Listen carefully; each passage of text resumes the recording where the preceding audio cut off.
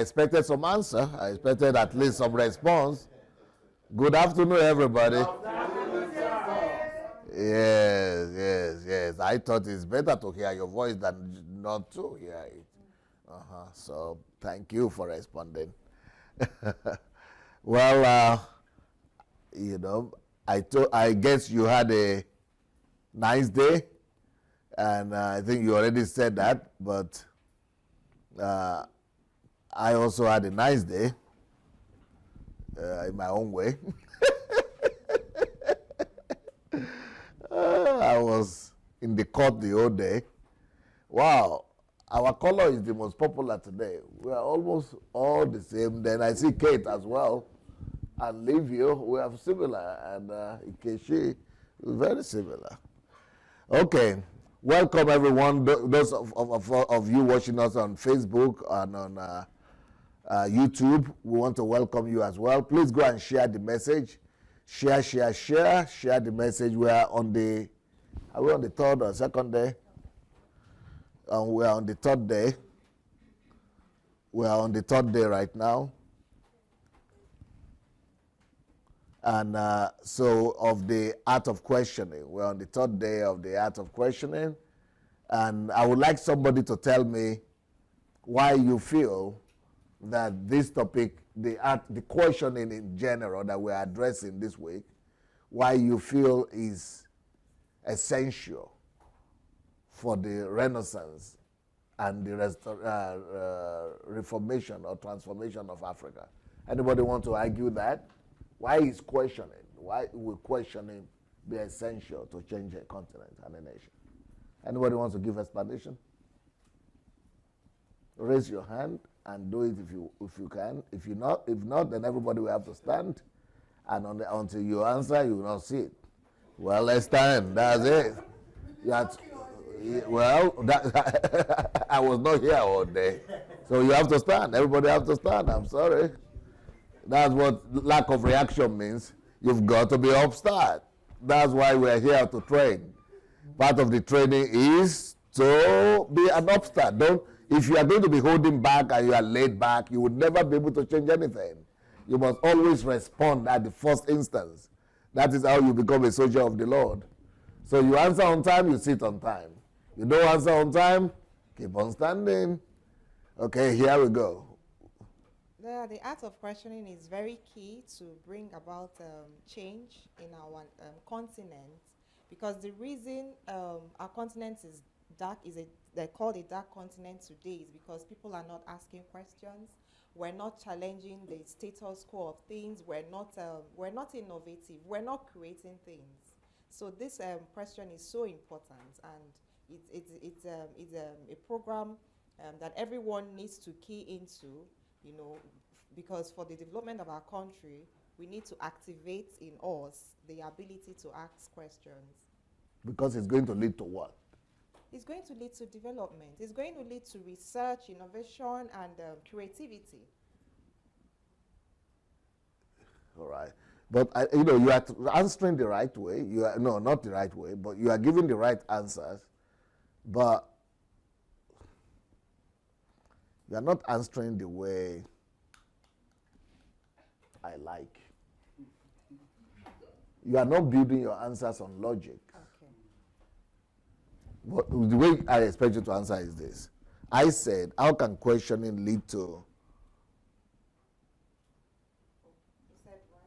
How can questioning lead to development, civilization of Africa? Everything you said is okay, but you need to construct them right. You are talking as if you are a housewife. You are not constructing. You are talking as if you are talking to your girlfriend. But what I would like to answer is, the kind of answer I would like is that, for example, just taking your own answer, I would say, questioning will lead to development of Africa because when you question, it leads to research. Researches lead to discovery. Discovery leads to product. And product leads to productivity and industrialization and things like that. That which will lead to the development of the country or something. That's what you are trying to say. Yeah. But when you just talk all kind of words like a woman, you know, you talk all the word. You know, I don't want you to do that. I'm sorry to say it like that, but that's the way normally women talk. Women talk good, you know, they know what they are talking about, but you didn't systematize it. So, and I understand that, because women, you know, you just need to talk your emotion. You are talking your emotions. But I need the logic. I need the system in your talk. I need the structure in your talk. So you didn't structurize it. But this is not just today. This is what you need to work on. Because that's why I need you to talk. Because when you talk, then I will be able to see what you need to work on and be able to help you. Okay, now you can see. Just don't be angry at me. I'm a teacher. I'm a lecturer. So. Yeah, going by what you taught yesterday concerning the different worldviews that we have. Any one of you that doesn't want to be shown on TV, you better hide go to the corner, but I must hear your voice at least. The different worldviews that we studied yesterday, we learned, and we discovered that the worldview of Africa is the paganistic worldview. And the only way we can challenge that worldview is by asking the right question and challenging the fundamental of that worldview, so that people who believe in that worldview or who practice that worldview will begin to ask themselves question if that worldview is actually faulty or not. And if you can break down their their belief in that worldview, it will enable them to think outside the box and to be open-minded to other perspective and other worldview. And that would be where is the development? Yeah, and that itself, that's the first foundation. That would lead to the development of certain value systems that is different from the value systems that. No, you don't paint me a vague picture now. What is faulty about that worldview? Yeah, because we said the worldview is paganistic. And yeah, so what is bad about it? Because it is paganistic. Because somebody didn't watch yesterday and is watching you now. Okay. So because it is paganistic, we said that the paganistic worldview is built on the premise that only only God is in charge of everything. Or spirits. Spirits in charge of everything, or deities are in charge of everything. Meaning man is not responsible for anything on the earth. But if you challenge that worldview with the right question, then they begin to see that, the spirit realm is not just in charge. We are actually in charge, even though the spirit realm has its role to play. So that will begin to make them to realize that they have a part to play in their own destiny and in the destiny of their country. And like we said, that will also lead to people. Is football not a good example? Yeah. Have they lost yet?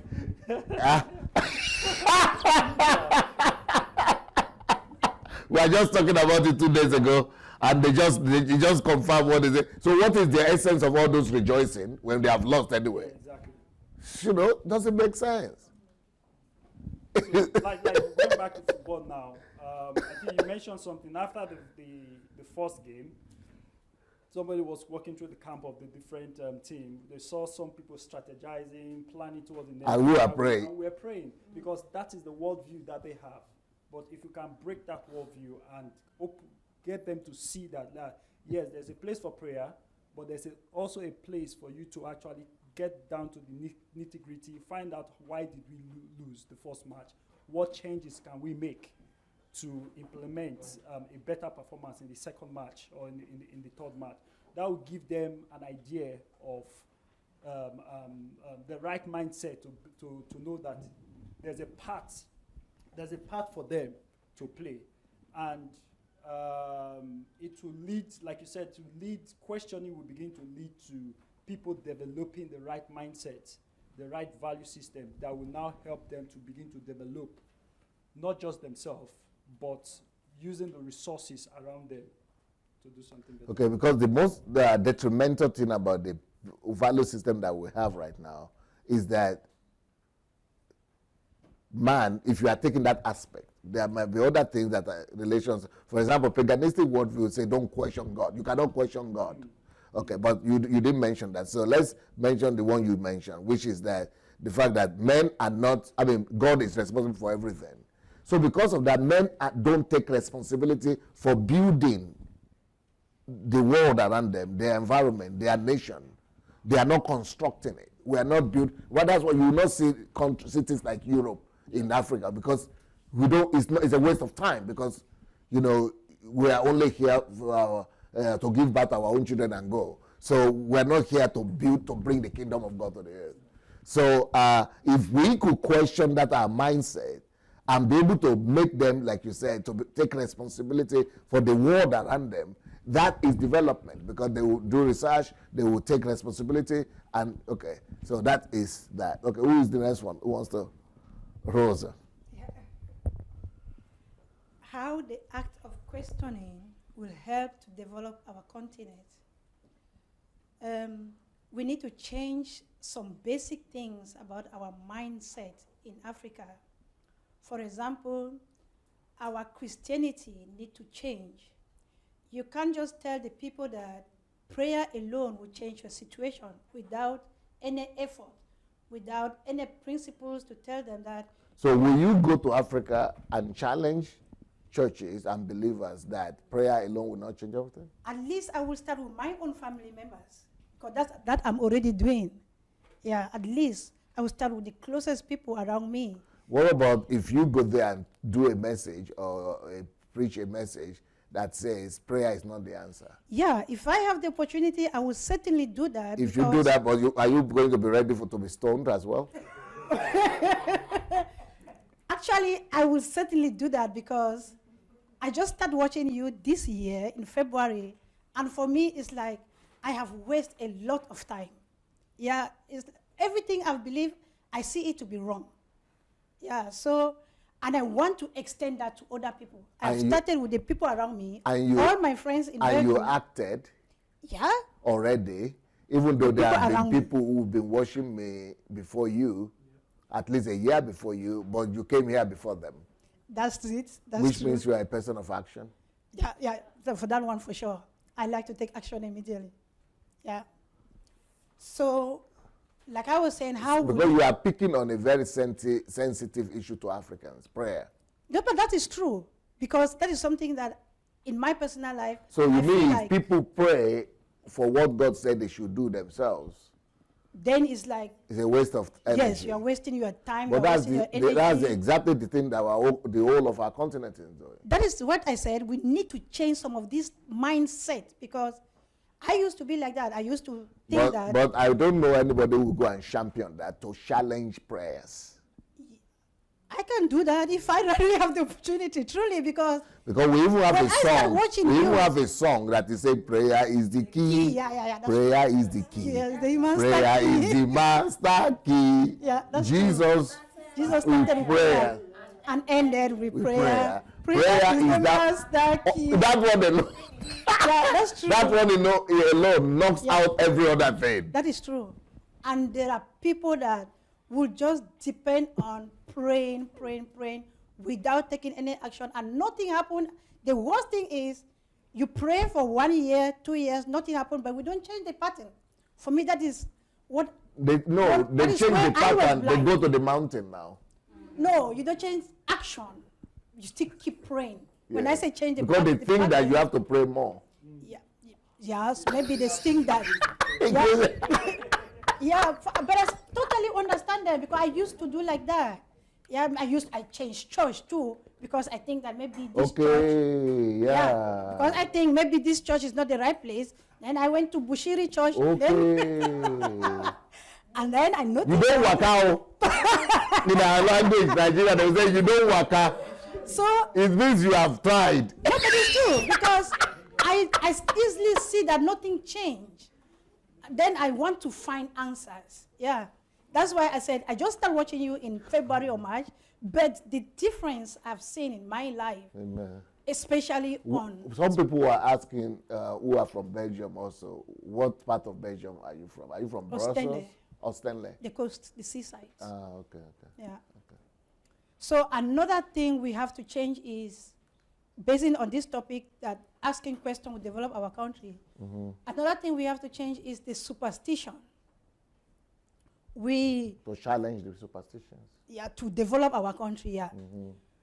We believe too much in superstition. For example,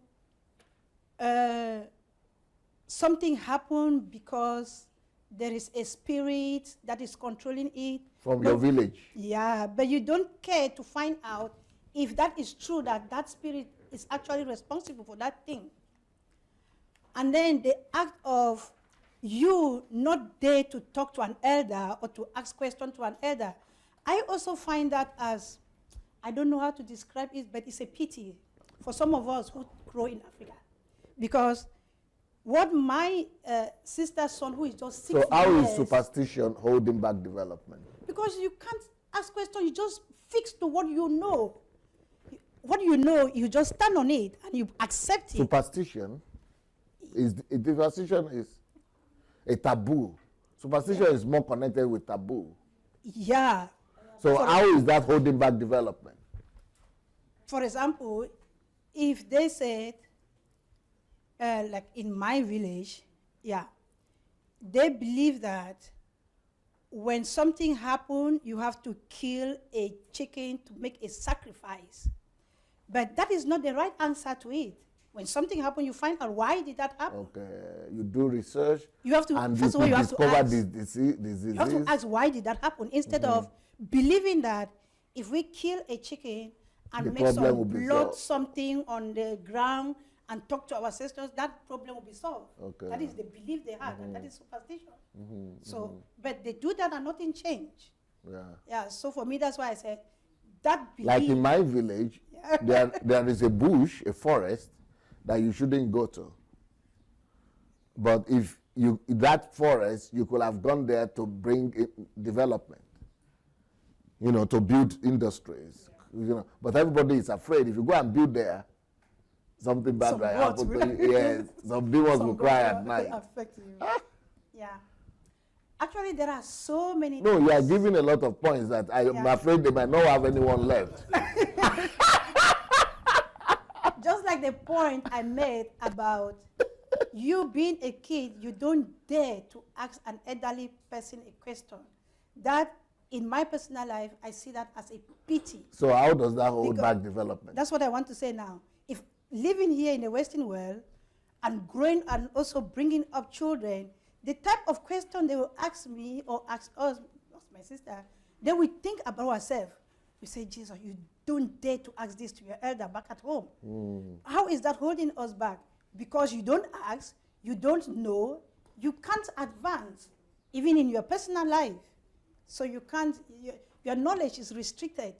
And sometimes you even ask an elderly person something, they will just shut up you that, shut up, you don't ask that to an elderly person. Go and sit down. You don't have to tell grandmother that type of thing. So instead of giving you explanation, so it's holding our knowledge back from childhood. So if you don't develop your knowledge, how are you going to develop your country or your society? No, you are convincing me so much that questioning it can lead to development. And because of you, I'm going to ask everybody else to sit down. They can answer the future questions.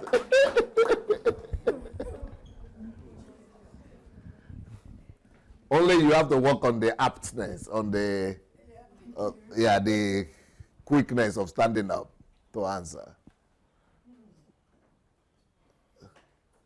Ubiri or very.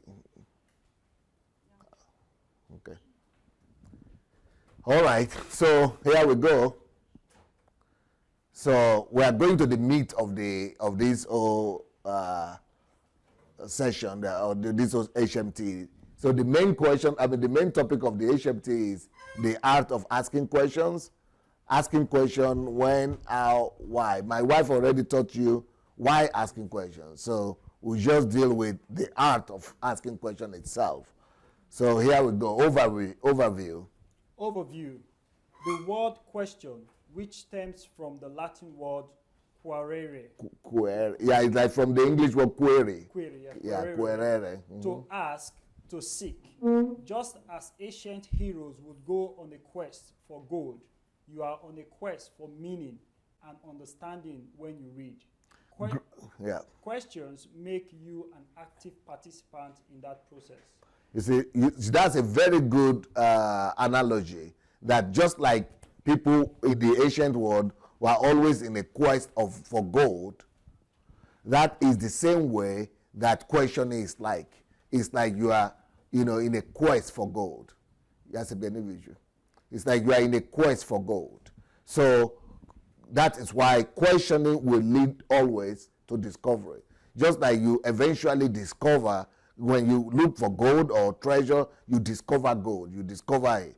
So the same way, when you ask enough questions, when you could train yourself and train especially a large population of people, millions of people, to ask questions, you'll just be discovering gold everywhere.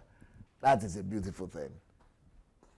Good readers ask questions while they read, but also before and after they read. Okay? Because the main source of discovery is in reading.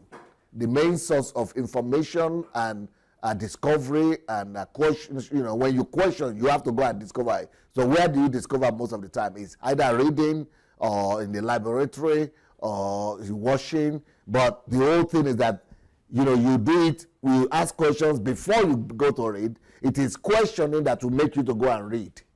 So good reader, so you ask questions before you go to read, then while you are reading, and by the time you finish reading. Types of questions. How many types of questions can there possibly be? You might be thinking. Can there possibly be? Mm-hmm. You might be thinking. But the types of questions and how and when you ask those questions depend on the answer to that first important question: why am I reading this? Mm-hmm. Once you establish a purpose for yourself, you can then ask which questions will help you achieve that goal. So you want to achieve something, you want to get to somewhere, you want to attain a goal, that is called a purpose. You want to discover something, that is called a purpose. So once you establish for yourself what you want to discover, then it will be easier for you to know what questions to ask. You ask different types of questions to help you identify, analyze, synthesize, evaluate, and infer. So questioning will give you different things. 5 main things. 5 main purposes of asking questions. Number 1, questioning will help you to identify something or recognize something. Secondly, questioning will help you to analyze an event or something. Thirdly, questioning will help you to synthesize. Fourthly, questioning will help you to evaluate. And finally, question will help you to infer. Infer means to be able to, act, to be able to refer to something, to be able to, have a source where you are coming from, to be able to act depending on the information where you are coming from, yeah. Good readers begin asking questions before they even start reading.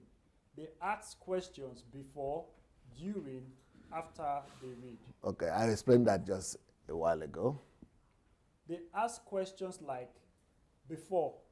So what are the kind of questions you should ask before you even begin to do your research or before you begin to read? What are the kind of questions you want to ask? Go ahead. So before, what do I need to know about this subject to read, to read this? So what do I need to know about this subject? To read. What do I need to know about this subject to read this? So why am I reading this? What do I want to know? Or what do I even wish to know? What do I want to know, right? Number 2. What do I know about this author that might help me? Okay. Why I am. So you do research about the author as well. So you want to know, reading this book, what do I want to get from it? Where will it take me? What do I want to get at the end of it? And I want to also say, these same questions are the same questions that you must ask yourself before going to church. my own revolution, one of the greatest things that has happened to me is that God taught me the art of asking questions in regards to reading the Bible, in regards to even going to church. So what that's really helped me is that I don't go to church because it is Sunday. I don't go to church because, hello, you go to the back. And so in Nigeria and Africa, if we could get people to stop going to church because it is tradition, if we could get people to stop going to church because it is Sunday, if we could get people to stop going to church because it is the right thing to do. Even my own church, I don't go to church. I don't go to church just because I need to go and preach. So one thing that has really helped me is that before I go to church, I predetermine for myself, what do I want to get from church or from God today? That going to church, what do I want it to do for me? I want to meet with God on that Sunday in a special way. I want to get revelation. I want to interact with people. I want to be a source of blessing to people. I want to inspire. I want to, provoke others to good things. So I'm intentional about the reason why I want to attend that service. And can you believe it? The same reason why I read the Bible. I don't just want to read the Bible because every Sunday, every day I must read the Bible. Before I read the Bible, there is something I want to get from this Bible reading today. So be intentional, throwing yourself question, what do I want to get from this? What will it give? So this question we're asking, so the first thing is that before you do anything at all, can you imagine if we teach this to Africans, where we do things almost autopiloted in Africa, or everybody by tradition or by mysticism or by superstitions or by instructions, you just do everything because you are told.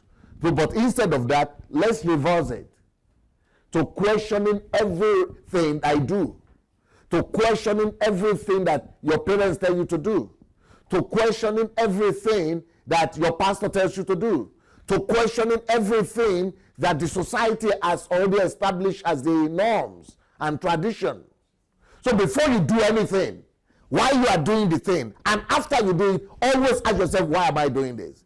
Even when you are going in the street, why am I going the way I'm going right now? Where will I get at the end of the day? Cause and effect. That is the whole purpose of education. Before you start doing whatever you are doing, you are asking yourself questions. Why you are doing it, you are asking yourself questions. After you do it, you ask yourself second, have I gotten the thing I set out to do in the first place? That is the secret of productivity as well. You are not just wasting and living an automated life. That's why I wrote the book. If you put on my book, How to Be in the Here and Now. And that book, How to Be in the Here and Now, is all about this. Asking questions before you do anything. Like Babusha is looking at me right now. Why am I holding that thing I'm holding? Why am I looking that way? Always, it will not come one day. You always have to catch yourself all the time. Because all of us, the animalistic life is doing things automatically. I just wake up because I have to wake up. I just go to bath because I need to go. I just go to dress because it is morning. I just go out because I need to go to work. I will go to somewhere. Always provoke yourself. Always catch yourself if you are doing something automatically. There must be a reason. There must be a reason to everything you are doing. You must always have an explanation to every one of your actions. So before, remember those three orders. Questioning yourself before you start doing anything at all. Questioning yourself while you are doing it. And questioning yourself after to assess, to evaluate, the result and to synchronize, the question you ask yourself in the beginning, middle, and towards the end, synchronizing it. That are you in order? Are you in harmony? Okay, let's read it again. So before, asking questions before. So what are the questions you asked before? First question, what do I need to know about this subject to read this? 2, what do I know about this author that might help me? 3, why am I reading this? 4, how should I read it? Carefully, quickly, or leisurely? Then during reading. First question, what does this character want? Second. No. Let's go back to that first. Okay. So before you start doing anything, it's called before question. The before question is, why do I need to do this? What do I need to know why I'm doing this? Why do I need to engage in this thing I'm about to engage in? Then secondly, the next one. What do I know about this author? So what do I know about this subject? It might not be reading a book. Yeah. What do I know about this subject? Do I already know something? The thing that I know, is it sufficient? Is it enough knowledge? How will it help me? 3, why am I reading this? Yes, why am I going to do this? Why am I going to engage in this activity that I'm going to engage in? And 4, how should I read it? How should I be engaged in this activity?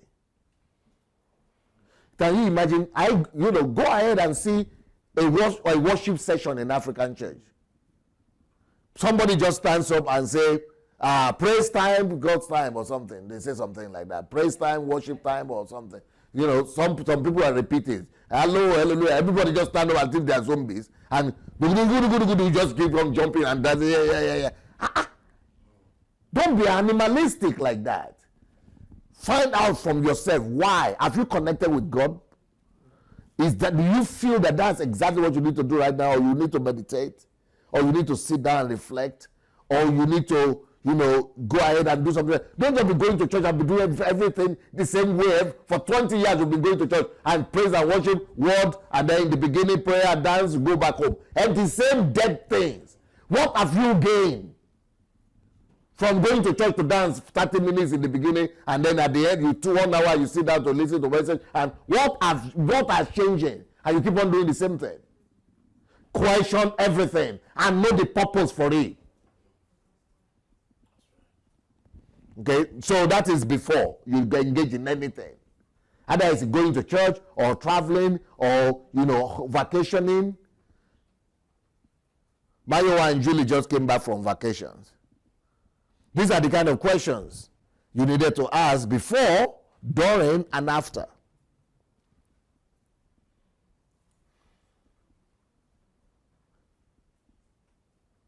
That's what I was trying to say when these people are saying your own is too much. What is bad about football, about rejoicing after football? My own thinking is this. This thing has become automatic for me. Okay, I'm rejoicing. When they were rejoicing that they scored, I was not rejoicing. Because I know that it's okay, I'm happy that they were going to win that. But I'm thinking, what about the next one? Will they win it? Because I know they're going to face Argentina. And I'm not sure, so I mellow down my joy. Because if you rejoice too much now, then later on you will not be able to cope with the failure. Yeah. Now some people are still in depression as we are talking right now. They are in depression as we are talking. Some people didn't sleep last night. Because they had rejoiced too much before.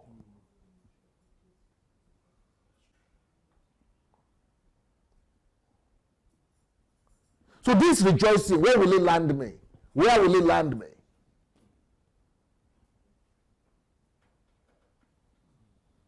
So for me, it has become automatic. Questioning before, questioning during, questioning after. Because you need to review the result. Okay?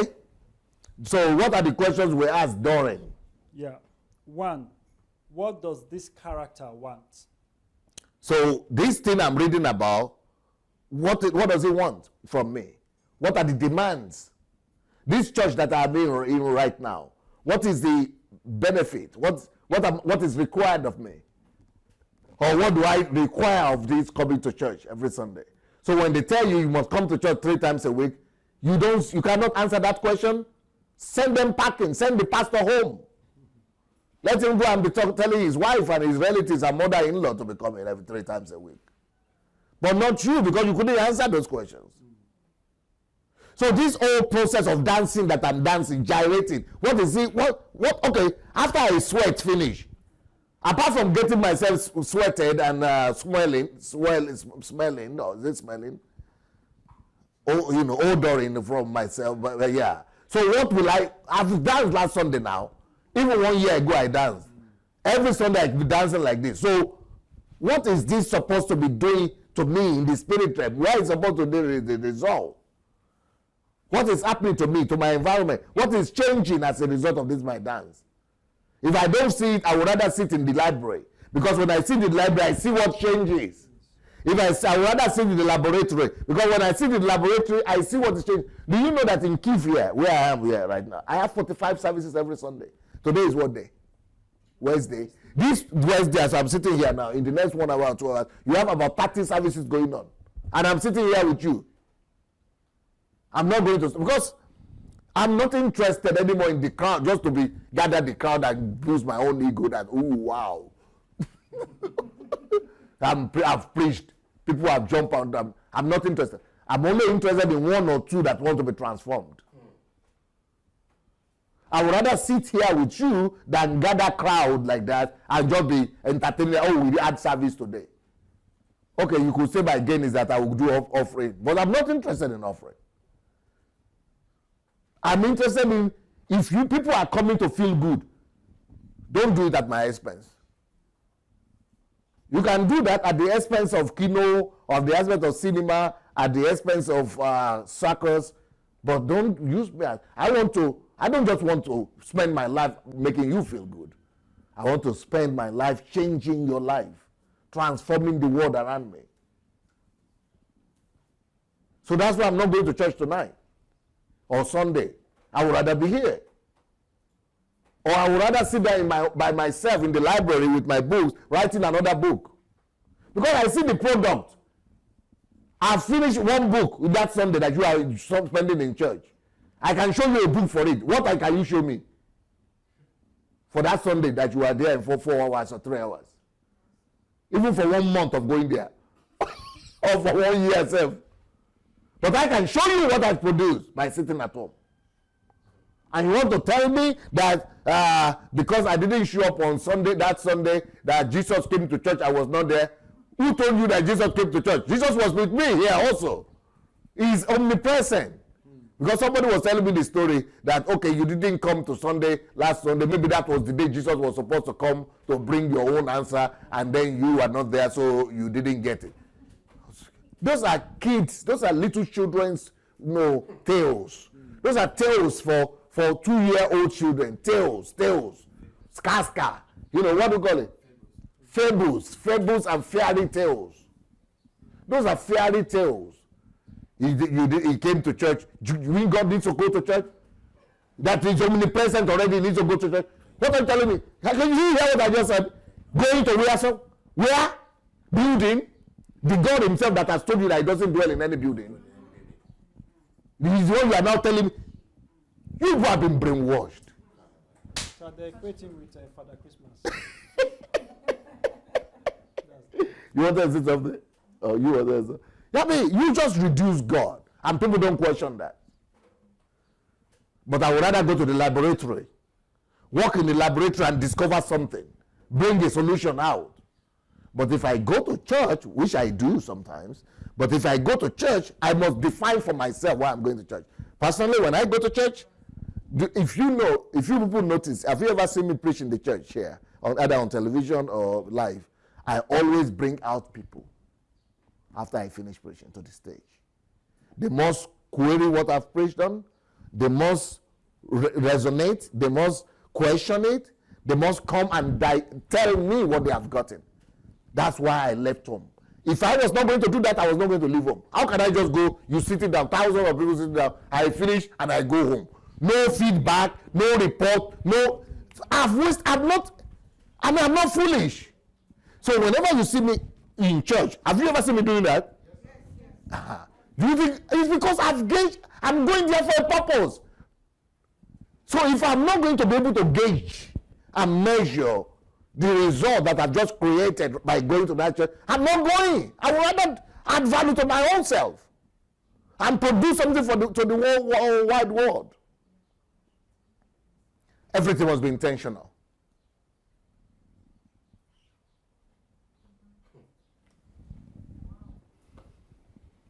One. Peace, I'm true. It's true. It's true. It's true. So during that service, I don't just go. No, I must be questioning myself. Even this jumping and doing I would rather be reading. When I'm reading, I'm getting some revelation. That Bible. But just to be doing things for emotions. That's how churches of today have been oriented. You are doing it for emotion, to feel good. So if you are going to church just to do the emotion, that is called masturbation, spiritual masturbation. You are just going to church for spiritual masturbation. Because that's what you do when you do masturbation. You pleasure yourself. And most people who go to church, they go to church for pleasuring themselves. They jump up, and they, I feel good. I feel good. If you are going to church for pleasuring yourself, that's what you are doing. You are doing spiritual masturbation. There must be product, because masturbation doesn't produce product, because you spill the seed, or what is it? Seed you call it? Yeah, you pour the seed on the ground. That's what masturbation is. But when it is constructive, intentional, there is a product, a baby that comes out. So when you are going to church, don't just go for feeling good. Think about, for example, when I go to church, I'm intentionally going not just to preach, but to inspire somebody. Because the purpose of the Bible, you say, don't forget the gathering of your brethren, so that you will inspire them to good works. So when I'm going to church, I know that I'm going to church to inspire somebody for good works. I think there is a purpose. I'm investing in somebody into good works. I'm inspiring somebody. Or I am going to teach somebody. Or I'm going to pray for somebody. I'm going to comfort somebody. I'm going to, but why are you going? Your own, why are you doing your own? Because it's Sunday now. That's why you remain animal. Animal farm. Now you get. Yes, it is animal farm. Yep. It is animal farm. If you are going to church because it's Sunday, it is animal farm. Because that is called instinctive action. Reflexes.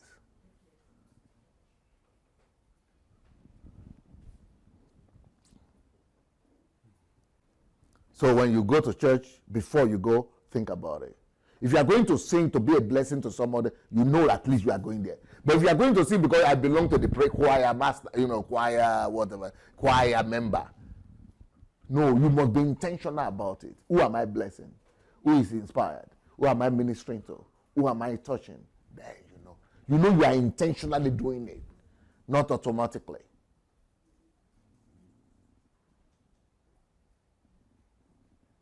So before you leave home, you plan your purpose of going to church. While you are in the church, you are planning out and gauging and directing your actions for concrete purposes. Then when you are coming back, you are analyzing what you have gotten, you are reaching conclusion, and synchronizing your question you asked before, the one during, and after you synchronize everything, and then you are encouraged, you are blessed. Okay, so what are the questions we ask during? Not just going to church now. I mean, this when you are reading book or watching. Okay, somebody was asking me, did you watch Nigerian soccer yesterday? I said I didn't. Why?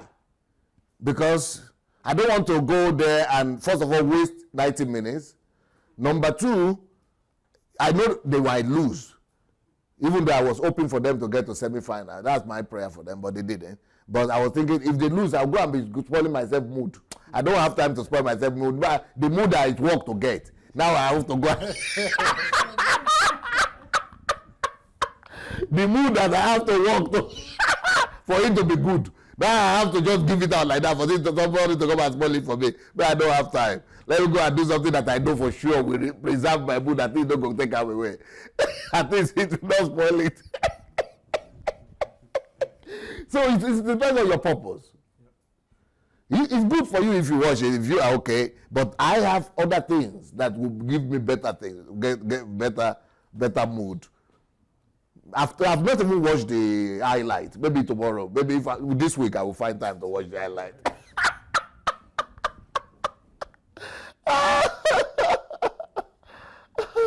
Okay. So what do you do doing when you are doing the thing? What are the questions you must be asking yourself? 1, what does this character want? 2, what will happen next? 3, how does this relate to my own experience, knowledge, or previous reading? Or previous activity. So you are comparing the activity you are engaging in right now, you are comparing it with your previous knowledge, activity, experience. You are relating it, and then when you relate and compare what you do before, what you are getting now, then you are able to, synchronize that as well. Then, so, yeah.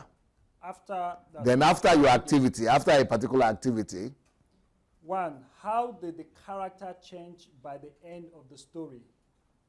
2, what was the big idea in the... So, for example, the character is changing at the end of the story. Let's take going to church, for example.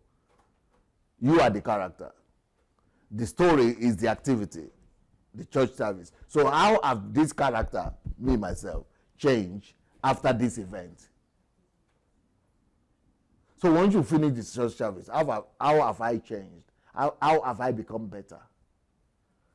How have this added value to me? Or who have I changed? Or who have I influenced?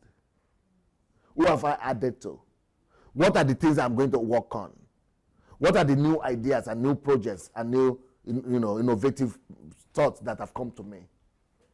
What will I gain from it? What will I do to it? What will I do with it? Those are the things we are talking about. Can you imagine us teaching the whole of Africa to think like that before they go to church on Sunday?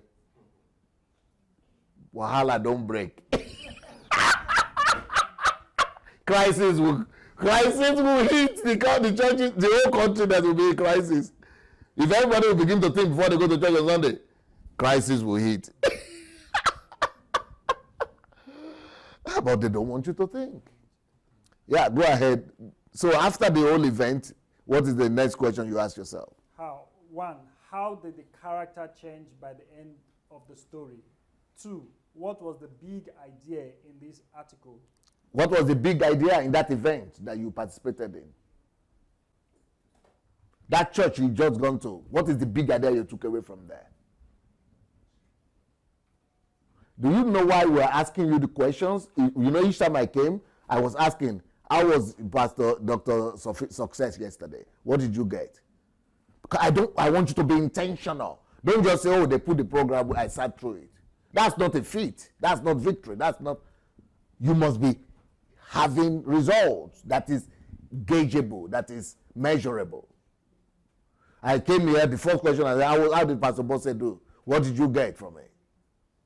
Your event that you are involved in, you must be able to measure. What is the big idea? What are the things I've taken away from it? I'm not just sitting through.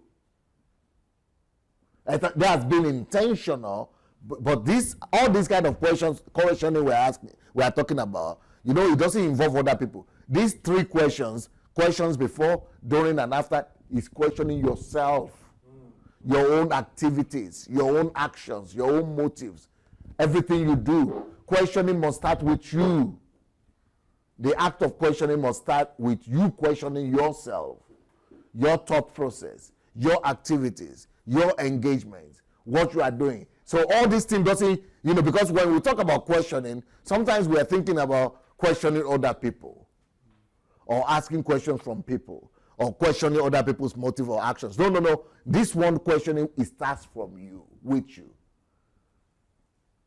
It is about making yourself better in everything. All right? 3, what continues to confuse me? So after I've gone through this process, what is it that has not changed? After I've finished coming to the service, what is it that do I still continue having the problems that I came here with? Do I still have the same issues? Am I still confused? Am I still as confused as before I came here? Do I still have, I don't still have the answer? Those are the things you must be asking yourself before and especially after the event that you have taken yourself through. Yeah. 4. To what extent have I achieved my stated purpose, and what evidence can I provide? You see, who was it that I was talking to the other day? We were sitting down out there, and I was saying, this is better than Miami. We were walking on a Monday or Sunday or something. I said, this is because somebody said, oh, I've not been to Miami, so I cannot compare. I said, I have been there. This is better than Miami. It's better than Hawaii. Why? Because I see the product that I'm getting. I see the product that I'm producing. But when I go to Hawaii, I go through all kinds of stress in the hospital, spend money, lose everything, and then I come back stressed in the airport because I have to sit down in the airport waiting for the crossover flight, and then in the plane sitting down among two people who I don't even know, I'm not interested. I want to sleep, they will know some babies are crying somewhere. You know, all kind of crises. Yeah, by the time I begin to query everything, I am a loser. But here I am in my house, and that day there was a good breeze. It was a good breeze like this coming. I could see what I'm getting. I could measure my results. But when I get there, it's all losses. By the time I begin to measure, I have to say, hey, make I stop measuring this thing because by the time I finish the measurement, I'm going to be in depression. Before I get depressed, let me finish this exercise. So each time now I go on vacation, I come back having written at least 2-3 books. There was a time I went on vacation, I wrote 10 books. That's the kind of thing, that's the kind of vacation that I understand. That's the kind of vacation that I understand. But they want to just go and lie there in the sun as if you are is it seal? Is it seal? Do you sunbathing? Is it, what do you call that animal? The one that is fat like this, just is it seal? Sea lion. Sea lion, like a seal lion? No. I thought I'm a human being. I'm not that sea lion. For the white people, let them be lying because they need my skin. But me, I already get the skin by birth. My own tanning came from heaven. And even if I'm going to lie there, I must lie down with a book. If I want to lie there, I must lie down with some audio book or physical book. There must be something constructive about it. But somebody told me, oh, Pastor, but that's why it's vacation, because I'm going there to rest. I said, you want to tell me that story? You are going there to rest? You want to tell me when you are lying down in that place without any book or anything, you are resting? He said, yes, because I want to just switch off. I said, you go and tell your grandmother in the village about that story, but not me. Okay? Okay? Or go and tell your own biomasses from your place of work that story, but not me. You can only tell those stories to biomasses animals. Because when you lie down there and you say you just switch off, and they call it something like, it is my word that taught me this word. Is it shield you call it? Shilling, yes. I never knew the word before, yeah? Because I was asking her, why are you going to Portugal? She said she was going to shield. Yeah, I never knew that word. I'm not interested. So I said, what is shilling? She said, no, it's just switch off. I said, but the truth is that when you think you are switching off like that, and you are lying down there, brain never switches off. It's a lie. Even when you are sleeping, your brain never switches off. It is just a way they have deceived you to be more devoted to Uncle Sam. So they give you 1-2 months of rest so that you come back, so that you will be thinking that Uncle Sam is thinking about you. No. Uncle Sam is giving you longevity in your slavery. So if you want to go and lie there, make sure, vacation for me is an opportunity to produce more. Vacation for me is an opportunity to remove the distractions of my everyday life so that I will be able to focus and concentrate on doing something that I would not have had time to do because of my daily routine. So vacation for me is a time when I get rid of my normal routine and I'm able to do what I really wanted to do initially anyway. And I'm able to be more effective there because I wouldn't have been able to do that if I've been doing my daily routine. I don't know if you people get it.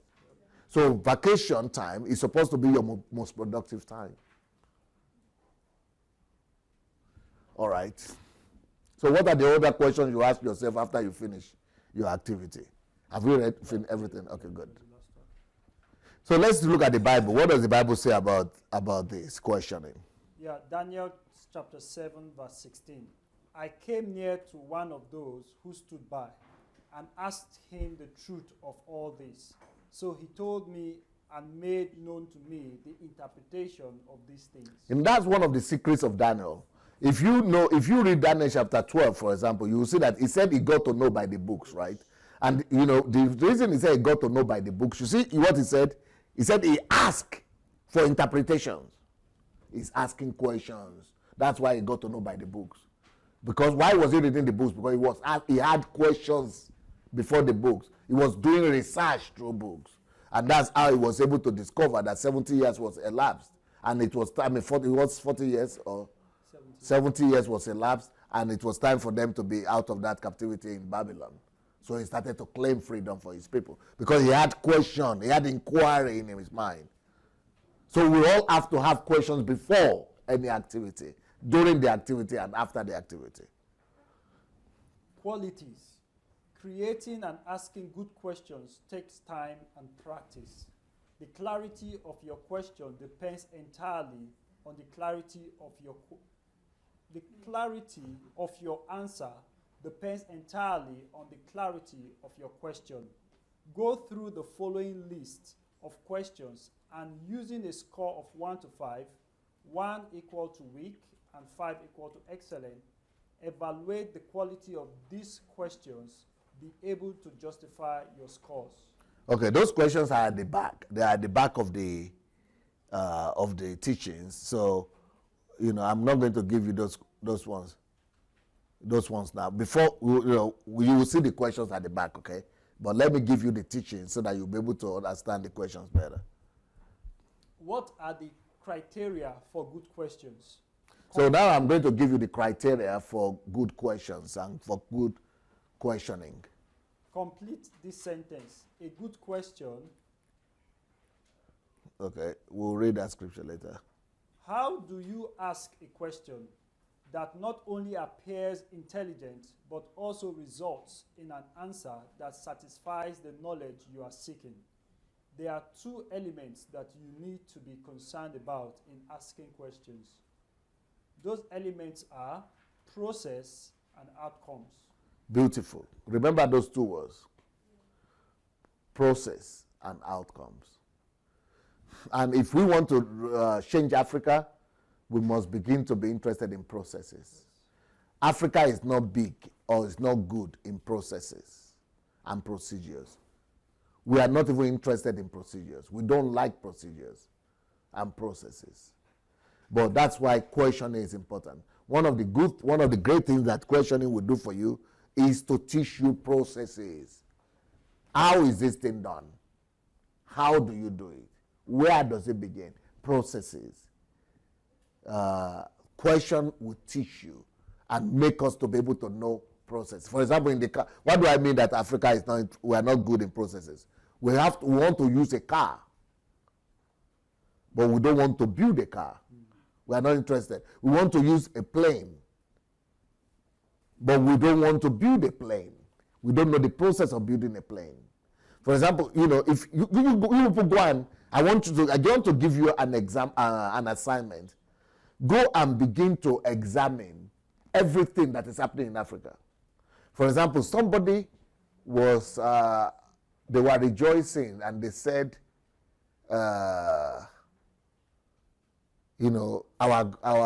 somebody bought a plane. The country bought a new plane. I'm not rejoicing about that. I'm not interested in that. I want to hear that the country was able to build their plane. For example, somebody was telling me the other day, oh, the third mainland bridge, something bridge. Is it mainland? Mainland. Mainland, yeah. Okay. The third mainland bridge is being renovated. I'm not interested in that because they are getting, they had contractors who are coming from Turkey or who are coming from Germany. I'm not interested in that. If you cannot build, in this country, for example, if anybody will say you are building not even renovating, building a bridge, and you go and get somebody from another country to build a bridge, it will not cross anybody's mind. You are from England. Do you want to build a bridge? Do you need to go and import contractors from, Turkey or from somewhere? I mean, you are coming from Holland or from wherever. If you cannot do engineering solutions to have individuals and to have everything, nobody even talks about it. Talk less of innovation. You are building a bridge, nobody even talks about it. It is so elementary. Local people build it. Oh, the other time the president went to America, they want to buy 2 jets or 2 planes to fight Boko Haram. I'm not interested. I want us to build our own planes or our own jets or helicopters to fight Boko Haram. Nobody even goes anywhere for that. That is what I'm interested in. Those are procedures. Oh, okay, we want to build the biggest hotel. Then you have to get Americans to go and build. I'm not interested in that. That is what this question is for me is all about. If there is questioning, you will be more interested if you are questioning. This is how questioning will lead to development. You want to know how to do things, not just how to buy things.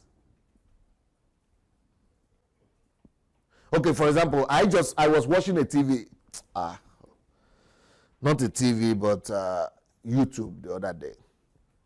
In fact, I can show you things, but I don't want to show you because I don't want to, you are not depressed about that, you are happy, but I'm going to be depressed about it again.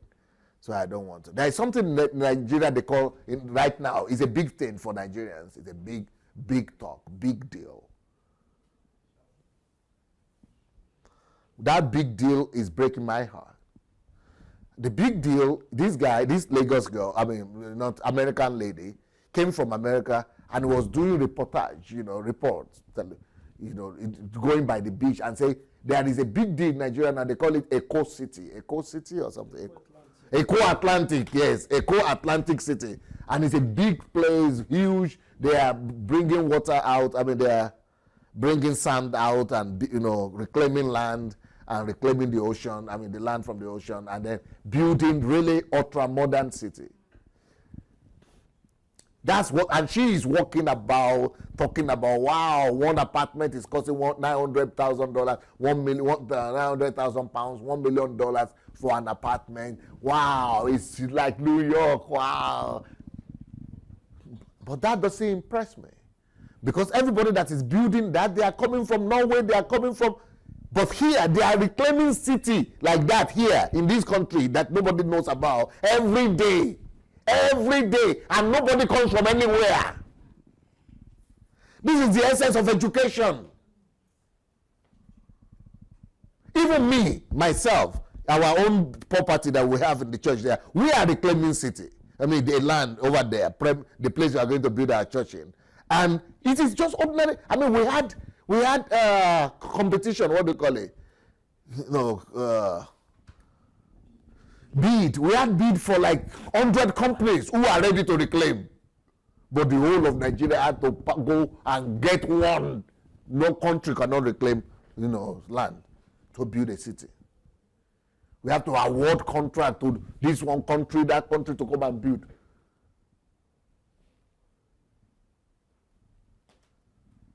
Talking about Dubai, I'm not impressed. Because Dubai, they don't build anything. They just have to go and, of course, that's why they are still, it's the most sophisticated country in the world, but it's still, why do they still call it a developing country? Because they don't do anything. They don't have, of all those people who have come to work there disappear, the country will disappear. Processes is called, and procedures. But my own countrymen, we just want to say that, oh, they have built a new airport, oh, a new road, oh. They just want to see end results, not processes. That is why we need questioning, so that our people will not be getting out. And this is a big lady. These are the elite of Nigeria, living in America for 20 years, coming back home. These are the people that people envy. Even government people, they are rejoicing because of some of those things. Nobody even thinks about what about us for building this. Okay, so the other day, I saw the president saying, oh, we opened a new line, a new track for train. And then they had a train wagon there, going from Port Harcourt to somewhere. What is that? Here, if you want to build track, nobody even knows that you are building track. One little institute there done, one little school there has done it. But here you have to go to China to go and get their engineers. Then the wagon, or what they call the wagon, or the train, and the coach, you have to go and buy it. Here they build it. You just need to buy anything, everything. There's one that's building that, there's the track. And you say you are having graduates every year. I'm in crisis. You say you are having one school, this school, this school. What is that all about? You remember the other HMT when we were showing the Netherlands, and they had these engineers. They would say, "Oh, we come because we are living in water, so we come." They build their own bridges. They come up with new ideas. Can you imagine if they have to be importing people to bring solution? You will always be late.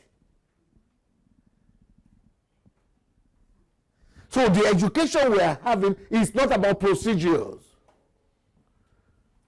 Everybody just wants to result. Oh, they have built this town. Ah, look at that new building there. Ah, wow, who built it? Wow. Animalistic mentality. And that's what churches are encouraging. Oh, new cathedral. The biggest cathedral, the most expensive cathedral. Look at what they are doing. Instead of raising up thousands of people that will build that kind of cathedral from nothing, easy.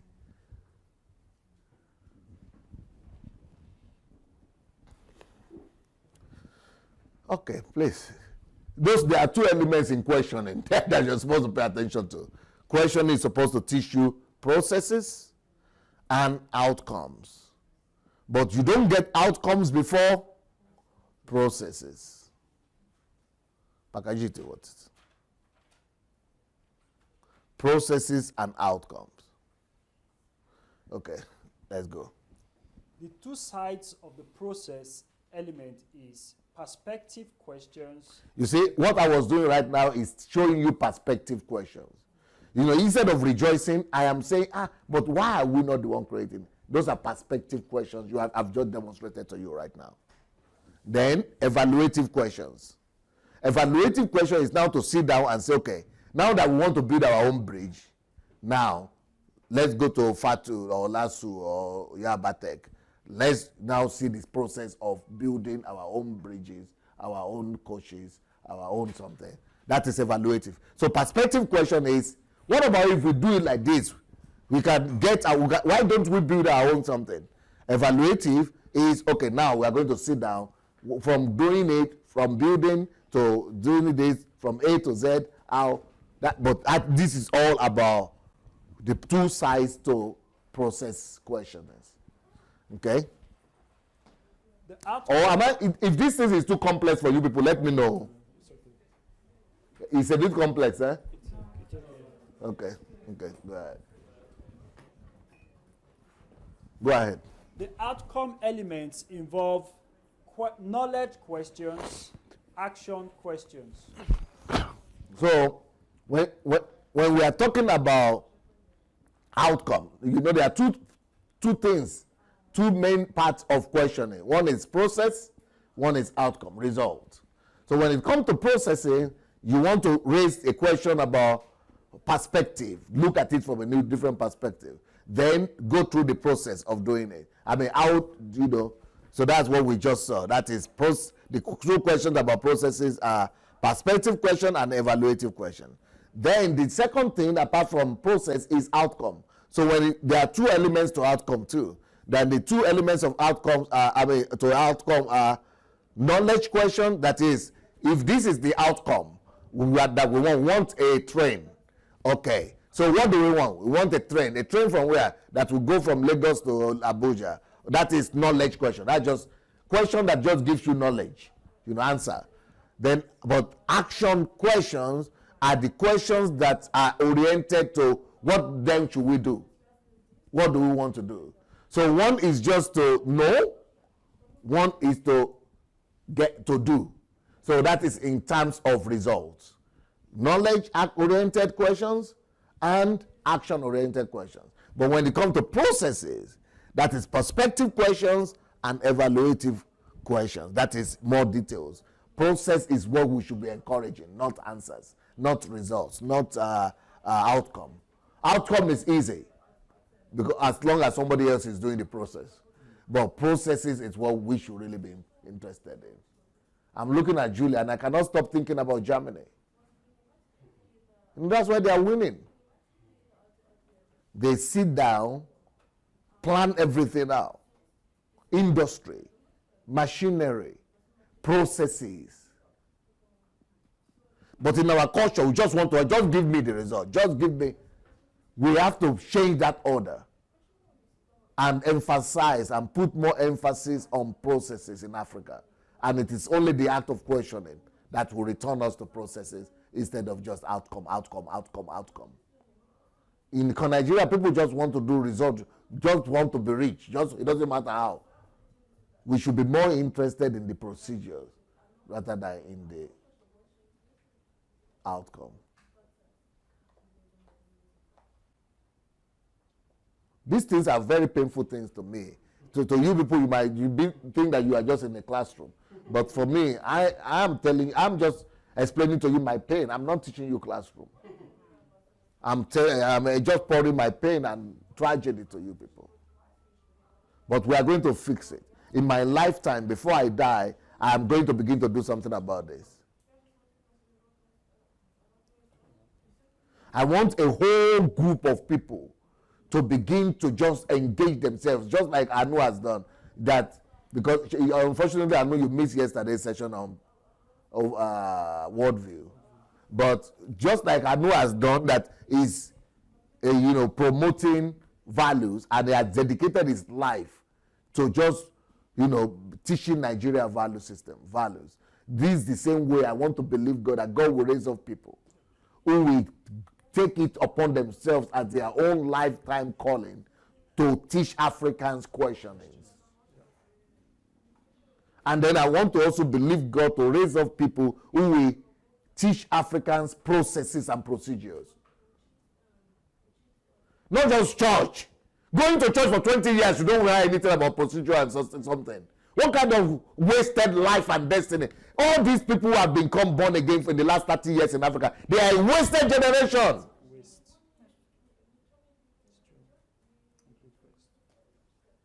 People in our church here for 2, 3, 4 years, they are building their own country, and we are 20, 30 years just going and repeating the same thing. Let us praise God. Hallelujah. This is that day. This is that day. Time offering time, blessed time or something. That's the only thing you are doing for 20 years. Head became a decoration. Sepulchre. Burial ground.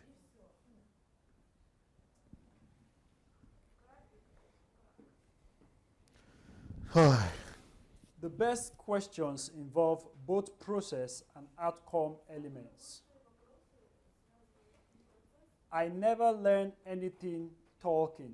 I only learn things when I ask questions. Lou Holtz. For asking more open-minded and informed questions that will help not only you but others to comprehend information placed before you as well as extracting more information useful to you. 1, start with something simple. Okay, we will not start now. We will not start now because it's time to go on break. They say you have to have some break. So you have maybe break for 30 minutes, and then I'll have to come back at 7 to 5 minutes to 7 to continue to finish the session. But you know, yeah, it's a very provoking subject, and maybe before you go, I think I say I have 5 minutes. Maybe before you go, anybody want to tell us what what do you get? What are you thinking? What are you getting from this little class we have just started now? This is just the beginning, but tell me what you are getting. Anybody getting anything? Yes, Yeah, please. for me, when you were talking, the only thing that was just like going through my head is it's really dawning on me that even the so-called elite that we say we have, Elite. we don't have Elite, in the country because Forget. people don't ask questions, and if you don't ask questions, you can't be classified as somebody that is an elite because of what They are not they are educated. not educated. Look, remember this thing for life. Education, the indicators of education are two things: questioning or reasoning. These are the one and the same thing, and the ability to be able to see everything in line of cause and effect. Remember that for life and for life forever. If anybody that doesn't have the capacity to see everything in the perspective of cause and effect, is not gone to school, even if he's having PhD. And anybody or culture that doesn't see everything from the line of questioning and reasoning has not gone to school at all. It's no education there involved. Those are the two factors of education. In our country, is ability to speak English. Which English? As if English is education. English is somebody else's language. Oh. It's just saying that his ability to speak Yoruba that makes you educated.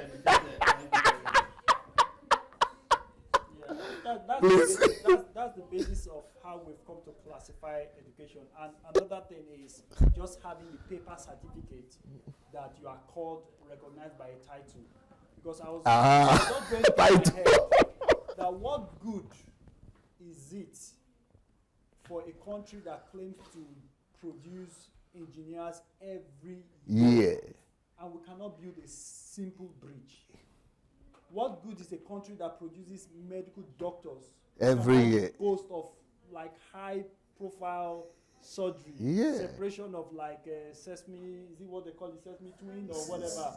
Some very complex operation. We don't even have the hospital. Or build hospital. Why you doing the operation? I'm not interested in you doing the operation. I'm interested in you building hospital from beginning to the end. Not the human being, the builder. Or hospitals. So we talk of people who are scientists. We can't boast of any single invention that we can boast of that. Okay, this is what is coming. Build a technological institution. It's Brother, want to talk? Okay. I wanted to say something. Yeah, well, we started with why we need to ask questions. Why don't you put your head beside like you reason did for it yesterday? That was very interesting. Yeah, please. And I'm sorry. I was thinking about the country of my parents. It's Suriname in South America. And like most people say, when you want to start building a new country, you should start with the infrastructure and all of those things. And well, this country was in a pit. Then there came what they call a new deliverer, a president, and he started building new roads. And now, I think it's its second term, the country is in a deep crisis, and really nothing happened. While they were building roads, I was there one day on holidays, and I saw the Dutch were building the roads, not the Suriname. Nothing happened. So, and the whole country is still in crisis. Nothing happened. So it clearly says that they were not thinking. They were just doing what the first thing that comes up in their mind. Yes, true. Instead of building content into their people, they are building road. That's the same foolishness Nigerian government is still doing now. Talking about building road instead of building content into their people. And that's what I'm correcting by this the HMT that we are doing. Brother Felix wants to say something. So it is in addition to what you've been saying. Here is a country where the university professor in engineering uses a cell phone made in China. In China. And he's an engineering professor. You understand? It's quite appalling. It is appalling because this is why we need to ask questions. And device telephone is elementary. We are not even talking about complex stuff. You understand? So these things is why we need to Ask questions that we are asking today. And it's by asking these questions that the development that we seek for Africa will come by. Amen. Amen. Beautiful. You want success? Want to say something? This also explains the whole process of underdevelopment in Africa, and it also They want you to come it forward. also emphasizes the fact that urgently we need research institutions and research centers all across the country and all across the continent. Like, for example, there's the history of Stanford University, as we know it, that eventually that university was what built the Silicon Valley, and Silicon Valley becomes the bedrock for most innovations and ideas in the world today. So if we are able to have people who have enough content, who are able to understand process, and are able to replicate process, then our development in the continent is going to be very rapid. And MIT, for example, MIT, has even yes. done even more. yes, and Stanford alone has more than 80 Nobel Prize winners, just one university. And MIT has over 200 of them, or over 100 of them. Anyway, well, let's go for a break.